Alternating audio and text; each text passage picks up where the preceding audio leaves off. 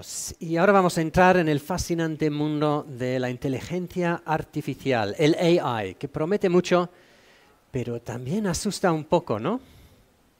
Quizás tiene que ver con la manera en que se interpreta el AI por parte de Hollywood. Algunos ejemplos, algunas películas que a mí me encantan, como 2001 Space Odyssey, la clásica de Kubrick, el HAL 9000, un ordenador que se revela y quiere matar a toda la tripulación.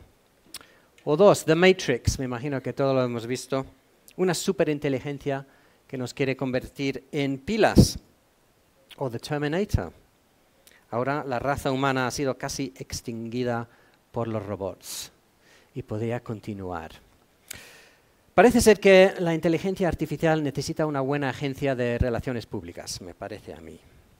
Bueno, a continuación lo que vamos a hacer es tener una mesa redonda donde se va a debatir los 7 mitos y 7 verdades de la inteligencia artificial aplicadas al MarTech y AdTech para la rentabilidad de tu negocio. Me gustaría invitar primero a nuestra moderadora, la Head of Modeling and Data Science de Dentsu, Sonia Casado. Gracias. Bienvenida. Y también nuestro panel, Alberto González, Carlos Olmo y Laia Alarcón. Bienvenidos a todos. Gracias.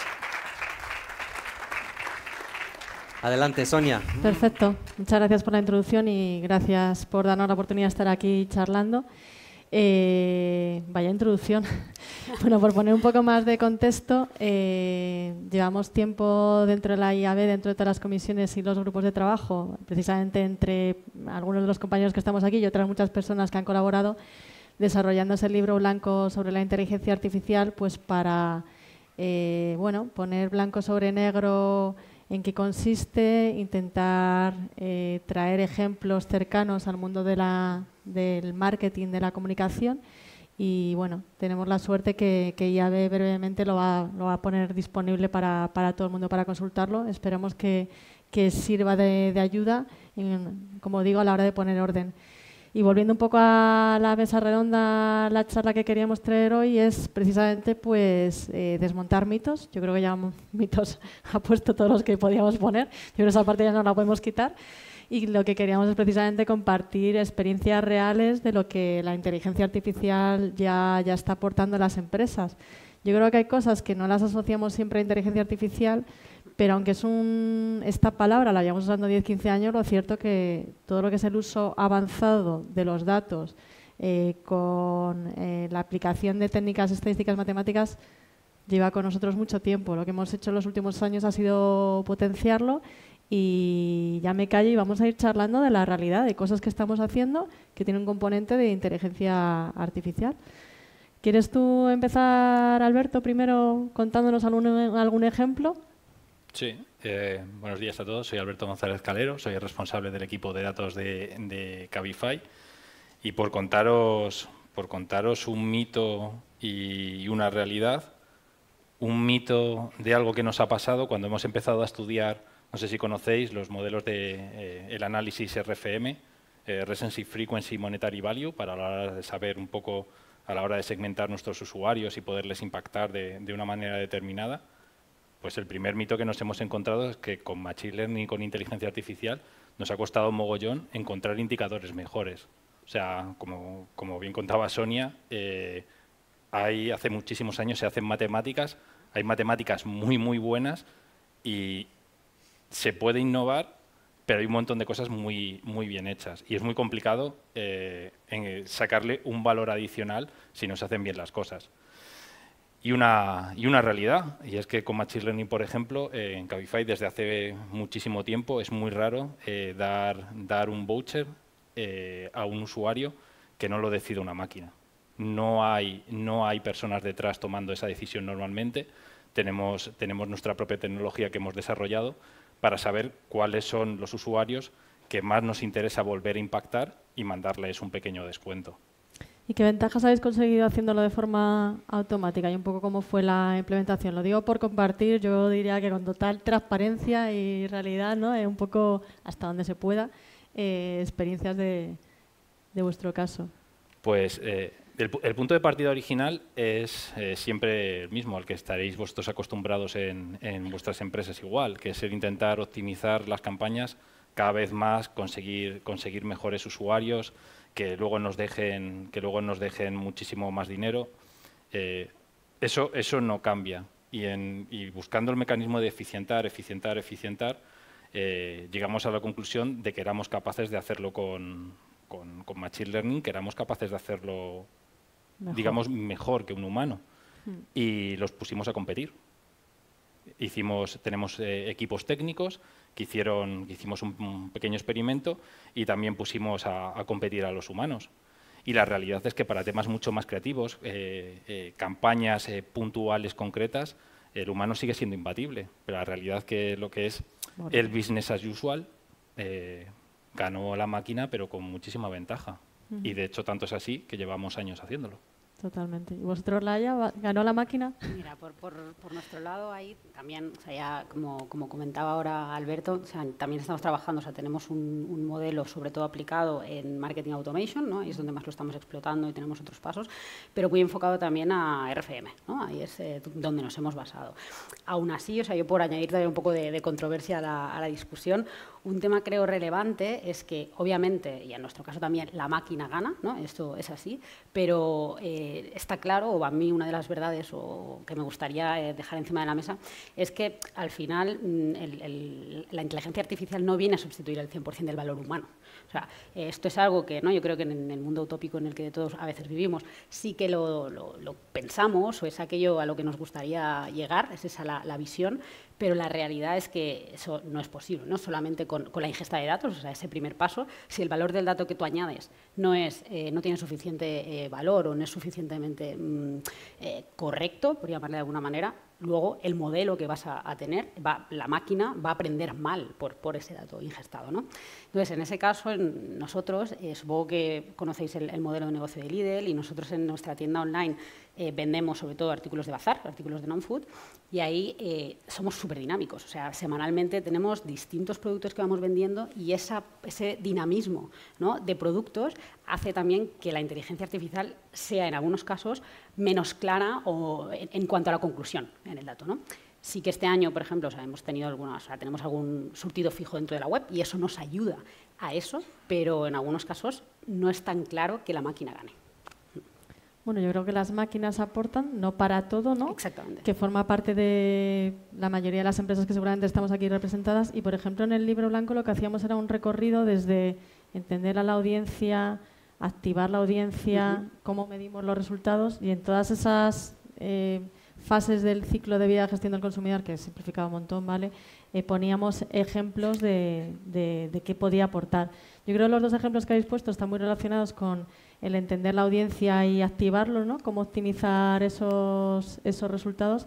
Y luego también hay experiencias llevadas más, incluso, por ejemplo, estábamos comentando antes de subir, ¿no?, algo relacionado con toda la comunicación en exterior, ¿no? No sé si, Carlos, quieres contarlo un poco. Sí, bueno, a ver, lo que pasa muchas veces es que cuando trabajamos esos modelos de Machine Learning, muchas veces pensamos en trabajarlos de cara interna, cómo trabajamos nuestros propios clientes, cómo trabajamos las bases de datos que tenemos de CRM, pero muchas veces el conocer a nuestro propio cliente nos lleva a trabajar mucho mejor a ese futuro cliente y trabajar mucho. Pues antes estaban hablando de la vida entre el CRM y el DMP y cómo todo esto se confluía en un CDP. Al final nosotros lo que estamos intentando, sobre todo en nuestro equipo en la agencia, porque trabajamos al final con Lidl y con Cabify mucho, es ver cómo esos modelos y ese Machine Learning que ellos utilizan nos ayuda para ser mucho más eficientes en nuestras campañas. Por ejemplo, tenemos dos ejemplos claros. Con Cabify lo que hacemos es somos súper innovadores en exterior, porque ellos son capaces con esos modelos, con los modelos que trabajan, de predecir cuándo va a haber alta demanda de Cabify en una determinada zona, de predecir si va a haber más disponibilidad en una zona que otra, y todo eso nosotros junto con nuestros datos lo trabajamos en exterior. Ahora con el exterior digital es muy fácil conectarnos y ser capaces de lanzar una pantalla en un determinado momento esa creatividad de Cabify, incluso con esa posible disponibilidad que va a haber de patinetes o de motos o incluso de Cabify y la distancia a la que están. Entonces, claro, al final lo que te ayuda es que nuestra comunicación sea mucho más relevante utilizando esos datos y mucho más eficiente. Y, de hecho, volviendo otra vez a Cabify, ellos utilizan luego los datos después de campaña y siempre nos dicen que pues han mejorado en el ratio de rider, han mejorado en el dato o han mejorado el ticket medio, han mejorado una serie de KPIs que nunca se miden en exterior y que con estos trabajos llegamos a poder medirlos. Y en el caso de Lidl, pues por ejemplo, estamos empezando a trabajar con ellos. Ellos están trabajando en modelos de lifetime value, están trabajando modelos con todos los clientes que ya tienen y lo que quieren también es analizar cómo se comporta esa gente llegando a tienda física, porque muchas veces nos centramos en el digital y nos olvidamos un poco de la gente que va a la tienda física. Entonces, lo que estamos viendo es saber cómo aporta cada uno de los canales digitales o cada uno de los canales off a las visitas a tienda y ser capaces de predecir en diferentes estacionalidades qué demanda van a tener. Pues un poco lo que queremos trabajar es, oye, si sabemos que esas promociones que tienen ellos, como dicen, de bazar mensualmente, cuáles funcionan mejor o cuáles van a funcionar peor, ser capaces de predecir qué canales van a funcionar mejor para atraccionar gente a esos diferentes establecimientos. Y bueno, al final es un poco que todo lo que ellos trabajan en datos y todo lo que evolucionan, nosotros seamos capaces de llevárnoslos, a activarlo y atraer nuevos clientes y a mejorar un poco pues ese retorno a la inversión. Oye, para poner en marcha este tipo de iniciativas que al final necesitas conocimiento, personas específicas, el apoyo de la dirección, ¿verdad?, para movilizarlo, ¿dónde creéis que que habéis podido demostrar el valor y que lo habéis podido llevar a cabo y que está funcionando? ¿Y dónde os pensáis que necesitaríais en los próximos meses o años poner en marcha iniciativas? ¿Contesto yo? Dale. Nosotros en Cabify nos consideramos bastante afortunados, somos una empresa muy tecnológica y no solemos encontrar limitaciones en términos de recursos. Es cierto que todas las iniciativas las medimos. ¿Acabas de despertar una envidia? Ya, lo que pasa es que... Dime cómo lo haces. Uno, lo tengo que contar. Dos, estamos contratando, Cabify.careers. Es una realidad, somos una empresa tecnológica, nuestra ventaja competitiva es la tecnología e invertimos muchísimo. Siempre que salga el caso de negocio, vamos a seguir invirtiendo. Entonces tenemos muchísimos medios. El equipo de data son 50 personas, que está distribuido entre Analytics, Science y Engineering, y luego tenemos un equipo de ingeniería de unas 150 personas, que son los que están construyendo la aplicación y los algoritmos de los que estábamos hablando. Así que en términos tecnológicos, o sea, en términos de medios, no hay una limitación, siempre con cabeza, porque siempre lo estamos mirando. Una de nuestras claves del éxito es cómo trabajamos desde el punto de vista de optimización de costes, este tipo de cosas. Hay un montón de players en el mercado, pero nosotros manejamos la tecnología con muchísimo respeto y con muchísimo control. Pero es interesante lo que dices, porque al final estas iniciativas se pagan, ¿no? O sea, el payback de la inversión te permite seguir invirtiendo, porque tú estás demostrando optimizaciones, ahorros de costes, mayores ingresos, y eso en vuestro caso parece que es bastante claro. Y en vuestro caso, Laia, ¿estáis teniendo también oportunidades de demostrarlo? O sea, hay oportunidades, tenemos muchas, y además hay muchos temas abiertos, ¿no?, como el de Store Visit que comentabas ahora, en los que tenemos esa necesidad ya desde hace años de poder realmente demostrar, ¿no?, la eficiencia de los medios en base a las visitas a tienda que tenemos. Sí que tenemos los típicos informes en los que vemos, joder, activas una campaña de televisión, una campaña de awareness, campañas también de performance, y ves que hay una correlación directa, ¿no? Pero nos es mucho más difícil decir, esto viene gracias a este canal off, este canal on, etcétera, etcétera. Entonces, una de las cosas que intentamos hacer normalmente, o antes de poder desbloquearlo internamente, es, hay dos fases clave. Una, demostrar que esto, ¿no?, esta inversión extra o este coste extra, así es como a veces se ve, merece la pena, y poder validar esa metodología, ¿no? Ahora, de hecho, justo estamos ahora trabajando con Dentsu para poder validar este modelo de Store Visits y ver que sí que realmente pues, nos puede dar conclusiones que tengan una relevancia para el negocio, ¿no? Pero por otro lado, algo también muy básico, obviamente, en todos los tests es coger, ¿no?, y ir poco a poco. O sea, si nosotros nos ha pasado durante muchos años, este proyecto en sí llevamos años arrastrándolo porque queremos tener una solución rápida, válida para todo y demás. Y al final se acaba enquistando. Entonces, el hecho de poder hacer un test, ¿no?, pequeño, zona, o sea, ahora voy a temas muy básicos, pero eso ayuda también internamente a poder, con el dato, demostrar que vas a tener un retorno, y esto, pues obviamente, es siempre mucho más sencillo. Totalmente. Y pensando un poco, claro, a la hora de poner en marcha estas iniciativas, ¿cómo lo abordáis? ¿Pensáis primero en la necesidad de negocio y hacéis el encargo? O sea, ¿cómo funcionáis internamente vosotros en Lidl? En nuestro caso sí que es cierto, ¿no?, que allí, o sea, hay una necesidad, como en prácticamente yo creo todos los negocios, de esta respuesta a corto plazo, ¿no? Como comentabas antes, de cuánto vamos a vender más. O sea, eso es lo que acabamos muchas veces pensando, pero nuestro trabajo como departamento de marketing es ponernos en el lado del cliente, ¿no? Y esto es lo que hacemos. O sea, ahí nos viene esta petición y siempre va a ser así, también es normal, pero nuestro trabajo es poder trasladar ese valor, ver otras maneras de afrontarlo y no solo pensar en quiero ganar más, sino quiero ganar más, pero quiero que la experiencia del cliente siga siendo la mejor. No vamos a, por ese motivo, ¿no? Si no, no estaríamos haciendo esto, estaríamos lanzando newsletters masivas y campañas sin segmentar, ¿no?, cada día. Entonces, al final, esto nos ayuda, ¿no?, a ponernos en ese lado, a decir, bueno, si con este sistema de RFM que ahora tenemos en Marketing Automation, nos garantiza que realmente esto va a tener un retorno mucho mayor y ahí es cuando, pues bueno, tenemos que ponerle el thinking por nuestro lado, es el trabajo que hay día a día. Y al final vosotros sois dos compañías que tenéis mucho first party data, que todos estamos, ¿verdad?, muy preocupados por el first party data. ¿Y creéis que la mayoría de iniciativas que estáis haciendo alrededor de aplicar inteligencia artificial están más ligadas al first party data o están equilibradas? ¿Las estáis usando en ambos mundos? En el caso de Cabify están muy vinculadas al first party data. También porque sepáis cómo utilizamos los datos, nosotros utilizamos y recogemos muy pocos datos de los pasajeros. Básicamente el interés, nosotros tenemos las miguitas de pan de los conductores por dónde van moviéndose por la ciudad y eso es lo que utilizamos para hacer la provisión del servicio. Esos datos son tan ricos que nos permite hacer campañas como esta que comentábamos de Out of Home, pero muchísimas más, como la decisión de dónde tienen que estar los conductores en un momento dado en una zona de la ciudad.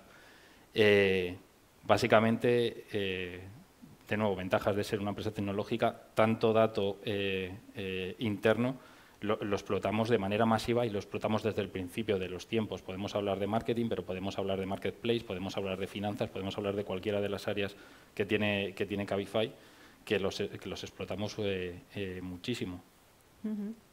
¿Y en vuestro caso, qué idea tienes? Yo creo que un punto relevante, que por este lado, no, yo en este caso no estoy tan metida en el día a día, pero creo que sí que es relevante y probablemente muchos de vosotros conoceréis el programa de fidelización Lidl Plus, ¿no?, de Lidl, y esto viene nosotros trabajábamos anteriormente con tickets, o sea, no con clientes, con cuántos tickets tenías en tu tienda, y eso eran los clientes que teníamos. Obviamente no tenía sentido el lanzamiento, además ser uno de los primeros retailers en España en lanzar un programa de fidelización digital, el razonamiento detrás, ¿no?, o el objetivo es poder digitalizar y aunque no seamos una empresa tecnológica, ¿no?, como comenta aquí Alberto con la parte de Cabify, sí que poder tener esa trazabilidad total desde el inicio del journey hasta que el cliente acaba yendo a tienda e incluso luego pues, poder entender el Customer Lifetime Value de este cliente en nuestras tiendas, ¿no? Entonces, yo creo que allí era uno de los retos que teníamos, que ahora pues hemos avanzado muchísimo, pero obviamente nos queda muchísimo por trabajar también. Al final, mi lectura con lo que estáis diciendo es que sobre todo lo estáis trabajando en vuestro first party data, pero ¿creéis que hay oportunidades también fuera o creéis que se complica por el acceso al dato? Porque yo creo que hay muchísimas preguntas también a resolver. ¿Cómo lo veis? ¿Qué perspectiva tenéis ahí? En términos, nosotros no utilizamos solo first party, sino también utilizamos, desde temas de tiempo, cambio de divisa, que parece una tontería, pero es uno de los temas y una de las tuberías que tenemos candentes y que son críticas para nuestra operación, para todos los flujos de reportes que se generan, porque Cabify está presente en muchísimos países del mundo. Hay oportunidad.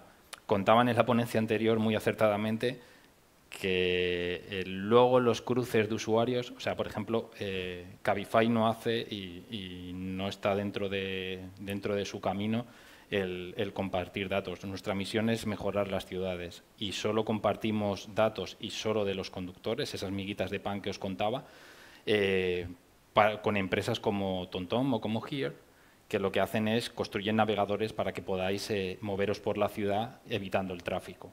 Esos son los casos de uso y eso es un poco la relación que tenemos con los datos de otras personas, tanto los nuestros hacia afuera como los de otras personas hacia adentro. No solo es un tema de legislación, es un tema ético que se está hablando muchísimo en los últimos tiempos Y hay que tener cuidado. Puede que haya una ventaja competitiva, pero, por ejemplo, nosotros no entendemos esa manera de hacer negocios y, en términos generales, también intentamos tener muchísimo cuidado. Estamos en el foro adecuado. Todos estamos de acuerdo, ¿verdad? Privacidad por encima de todo.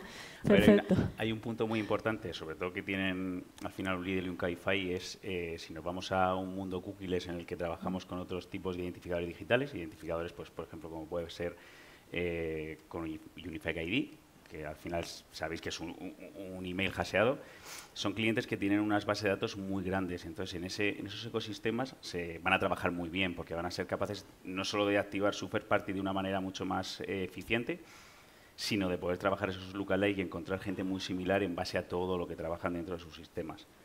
Otra puntualización buena, y sobre todo haciendo honor al nombre de la ponencia, es que es un mito el que tú vayas a construir un modelo de Machine Learning que te va a resolver toda la vida, vas a mejorar todos los KPIs de digital, vas a mejorar todos los KPIs de negocio en un suspiro. No, es que la realidad es que esos proyectos no se pueden construir como se construyó Venecia. Es decir, son proyectos que se tienen que ir trabajando como trabajan ellos muy poco a poco. Pues, oye, vamos a empezar a trabajar cómo trabajan los canales digitales en Store Visit y luego vamos a ver cómo le damos ya a la parte de e-commerce y luego vemos cómo metemos el resto de canales. Es decir, cuando vemos que una pequeña porción funciona, empezamos a ampliar y le vamos metiendo más cosas para ir encontrando y detectando esos fallos. Y con Cabify también nos pasa un poco igual. Empezamos con pequeños proyectos de datos y luego poco a poco, además ellos son súper retadores, se van retando cada vez más, pero no podemos llegar y decir, oye, contrato un equipo o contrato a la agencia y digo, vamos a hacer un proyecto que me va a mejorar todo.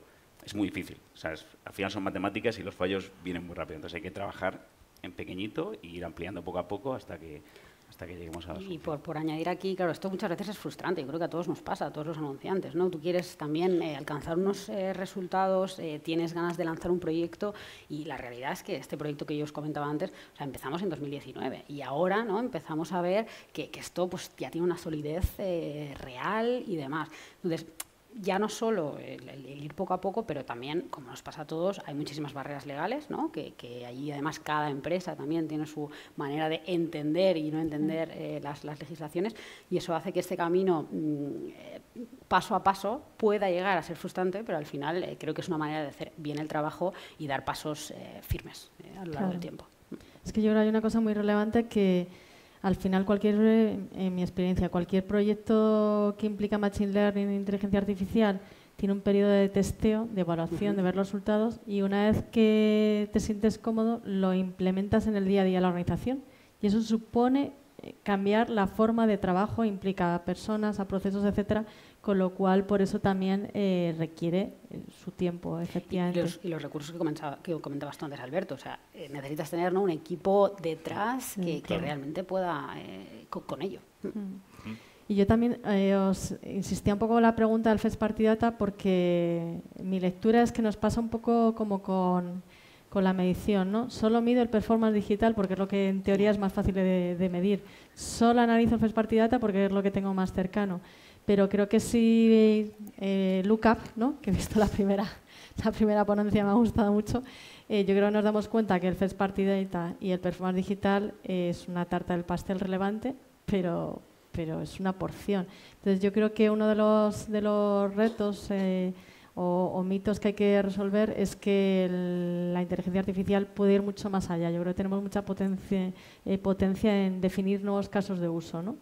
Y yo creo que ahí hay mucho recorrido. Por ejemplo, los famosos modelos de marketing mix modeling o modelos econométricos que llevan decenas de años usándose, por supuesto, sí forma parte del ecosistema de inteligencia artificial, usa datos agregados y son vigentes y te permiten entender la foto global. Por eso quería hacer un poco, estaba ahí buscando a ver cómo lo interpretabais y un poco retar a todas las explotaciones que se puede hacer con el Machine Learning.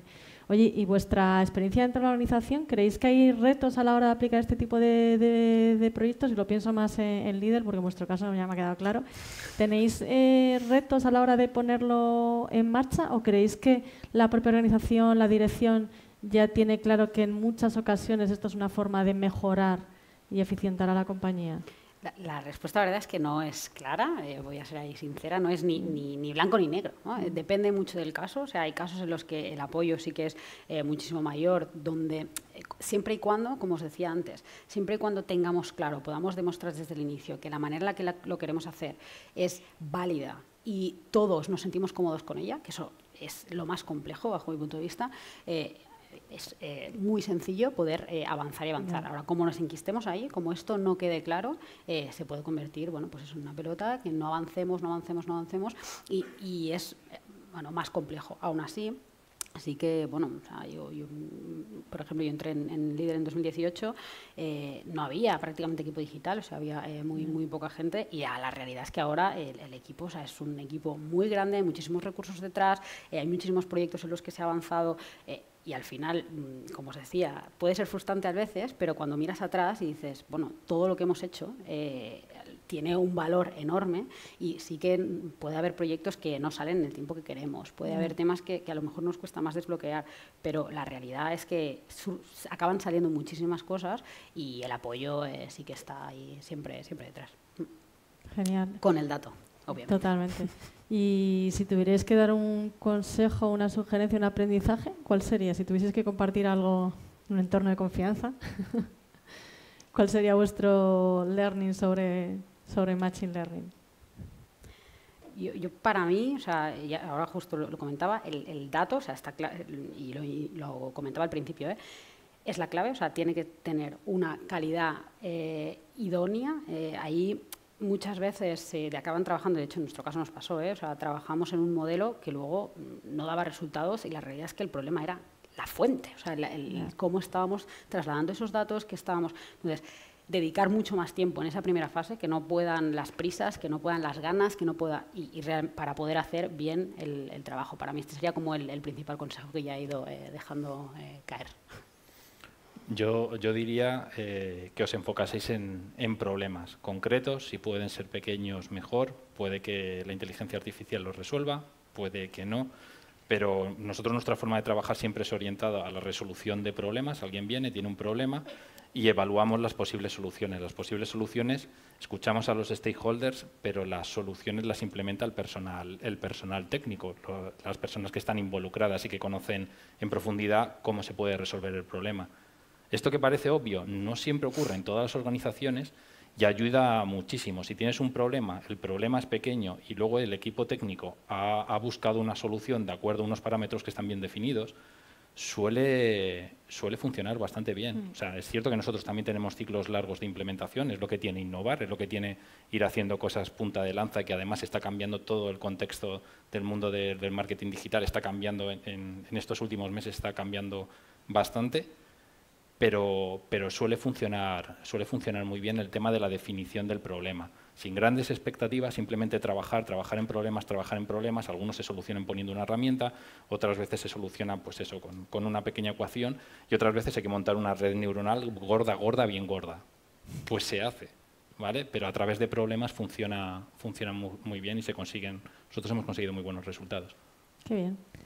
Pues si os parece, abrimos tiempo para las preguntas. 5 minutos. Si alguien tiene alguna pregunta, es el momento. Mientras que lo vais pensando, os recuerdo nuestro hashtag Inspirational22, por favor.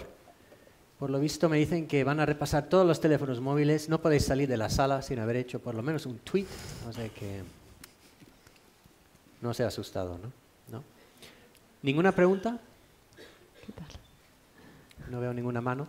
Pues a mí sí que me gustaría preguntar si, por ejemplo, estuviera reclutando para una agencia, ¿debería tener en cuenta más la inteligencia artificial? ¿Debería estar buscando reclutar para mis necesidades de hoy, o debería ya estar pensando más bien lo que viene por adelante y cómo la inteligencia artificial me podría ayudar? ¿Cambia un poco las competencias y las cualidades que debería estar buscando? Sí, cambia. Cambia muchísimo. De hecho, yo llevo 6 años en Dentsu y yo no era un perfil de agencia. O sea, de hecho, Sonia tampoco, no éramos perfiles de agencia. Yo nunca me planteé. De hecho, a mí me llamaron para trabajar en la agencia y no sabía ni lo que era. Para que os hagáis una idea, es decir, no conocía los medios. Al final somos perfiles más técnicos, que siempre hemos trabajado en consultora o en empresas de tecnología, y de repente cuando empiezas a trabajar, empiezas a ver que son perfiles totalmente diferentes a ti, pero que te enriquecen mucho, porque conoces mucho de la parte de medios, conoces mucho de la parte de marketing, y al final tú también les enriqueces a ellos desde nuestra parte un poco más friki.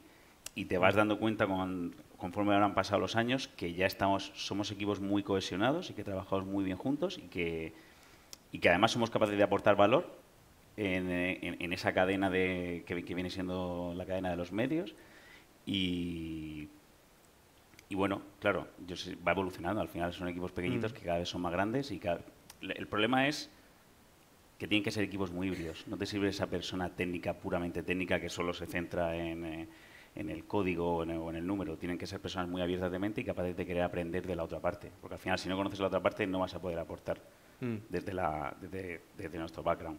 Sí, perfecto. Entonces, Bueno, yo es que no concibo una empresa que no tenga presente este tipo de perfiles, porque igual es un problema de divulgación, de explicación de lo que se puede aportar. Pero de verdad que no concibo ninguna empresa que no tenga perfiles más cuantitativos, analistas, etcétera. Yo creo que el valor está ahí, pero igual que necesitas muchos perfiles, ¿eh? Que porque necesitas este perfil no significa que no necesitas los que ya hay, no. Pero yo creo que Pero sin aparte duda. de buscar estos perfiles en concreto, también deberíamos buscar conocimientos más generales por parte de prácticamente todos los empleados, o es algo todavía muy especializado. Bueno, yo creo que hay que democratizar el conocimiento a cierto nivel de todo, de cualquier cosa que se nos ocurra, y luego siempre va a haber especialidades. Por ejemplo, en el mundo digital la especialización es brutal, incluso en el mundo de la activación de medios pagados digitales, o cuando estás desarrollando apps, o sea, cualquier disciplina que pienses del mundo digital es súper especializada. Yo creo que en estos perfiles pasa lo mismo. En el libro blanco de Data que se publicó en La Llave hará 1 año y medio, precisamente al final del libro había como 3 hojas de distintos perfiles alrededor del mundo del dato, con lo cual ya te habla de la especialización que hay. ¿Eso significa que no todos tenemos que usar un lenguaje común y entender los conceptos? Por supuesto. O sea, yo creo que la de inteligencia artificial no se nos tiene que llenar tanta la boca y en explicar que al final son algoritmos, procedimientos que tienen por detrás unas reglas de negocio, no a priori, sino que las está identificando las matemáticas, que es lo que te ayuda a funcionar. O sea, yo creo que ese conocimiento tiene que estar totalmente extendido. Perfecto. Aún así, yo te haría una pequeña recomendación, y es el contratar por la competencia que tenga esa persona de aprender. Lo habréis visto en vuestros trabajos, cada vez tiene más componente técnica.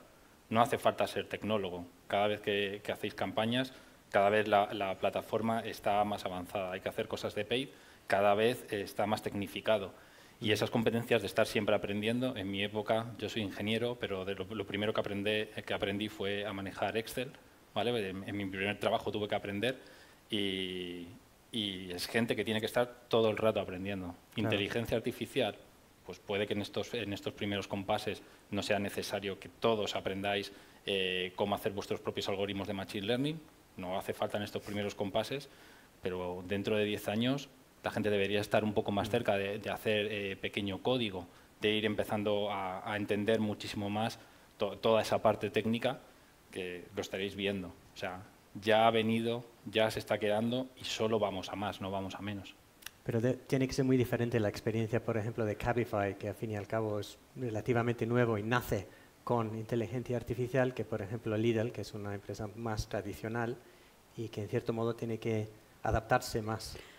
Sí que es cierto, pero yo aquí estoy totalmente con Alberto en que para mí es la actitud mucho más que la aptitud. O sea, es genial si encontramos ese tipo de perfiles, pero la realidad es que la competencia también es muy alta, y muchas veces pues tenemos que tener de la mano a ciertos partners que nos pueden ayudar en eso y sea más fácil esa escalabilidad. Si queremos tener todo ese conocimiento in-house, en nuestro caso, ¿no? O sea, creo que el caso de Cabify es muy distinto, es mucho más complejo, y esto también nos permite adaptarnos más a lo largo del tiempo.